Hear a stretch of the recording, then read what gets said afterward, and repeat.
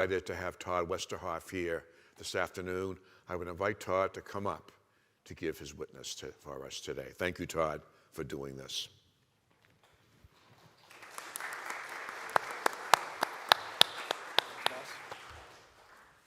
Good afternoon.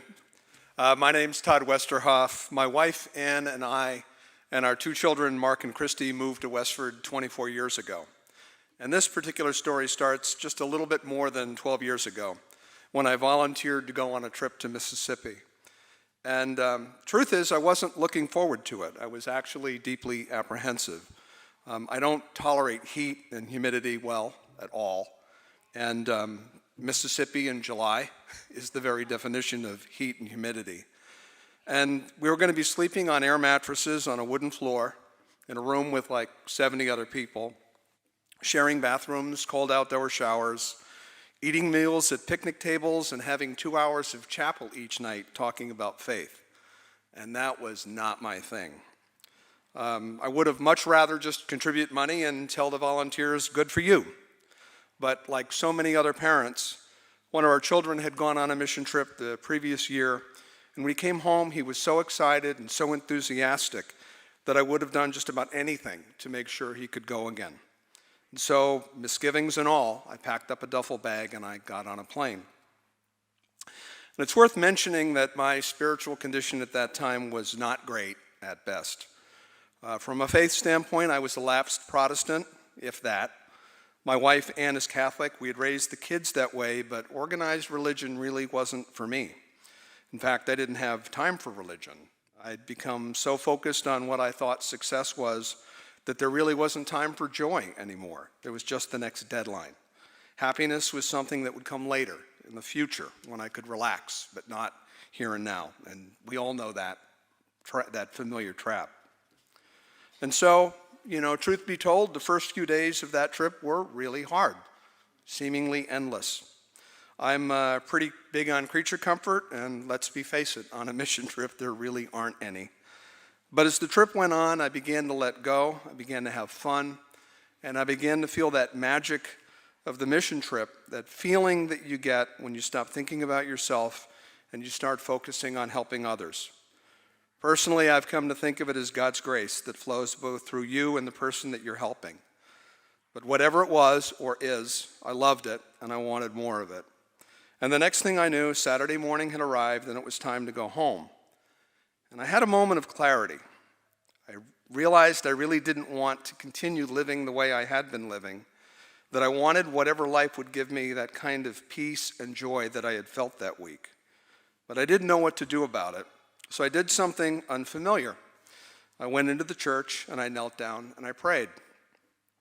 And it wasn't one of those, God, please get me out of this jam and I'll do better prayers. It was a, God, I'm lost. Please show me what to do prayer. Now, there was no flash of light, the ground didn't shake, but I felt somewhat relieved, and I packed up my bags, and I went home. It was through those same mission trips that I first started listening to contemporary Christian music. It started out simply enough. There was a song we played in chapel that caught my attention. I looked up the group, I downloaded an album, and I burned it to CD, because in those days, we still used CDs. Anybody remember CDs? I put the album in my car as I drove to work. I listened to it, and what I heard just completely turned my world upside down. Here was this group singing about this God that knew my darkest secrets and loved me anyway. A God who longed to forgive me if only I would humble myself to ask. Now, to be fair, the message in the music was no different than what we hear here every week, but it hit me differently. I didn't just hear it, I felt it. I didn't just believe it, I knew it to be true. It was absolutely visceral. And as I continued to listen, years of suppressed anger and fear and resentment just evaporated. It was overpowering, actually, and I couldn't get enough of it. In fact, I played that CD so many times I actually wore it out, but that's a story for another time. Now, my next thought was, how do I share this? Because it's just too good not to share. I wanted to share it with everybody I could, but come on, let's be real. If we go to most teenagers and say, hey, here's some great Christian music, give it a listen, you know how that's going to work out. So I came up with this crazy idea. Let's mix contemporary Christian with songs people are already listening to, but in a way that the themes actually blend and work together. Like, you remember when your kids were young and you mixed their medicine with something sweet to get them to take it? Well, this was the same idea, it was just with music. And so in 2012, 10 years ago, we came up with the first mission mix, which was the soundtrack for our mission trip. We mixed Christian, classic rock, pop, country, disco, and even some big band together in a single soundtrack. And that never should have worked. But somehow it did, and much to my surprise, the kids on the trip listened to it all, and they picked up on the Christian themes just as we had hoped. 10 years later, 8 mission mixes later, the tradition is still going strong. As a matter of fact, the teenagers themselves have gotten into the act, and they're now a key part of picking songs for each year's playlist. The mission mixes are on Spotify now, and we keep trying new ways to get that message out to more people.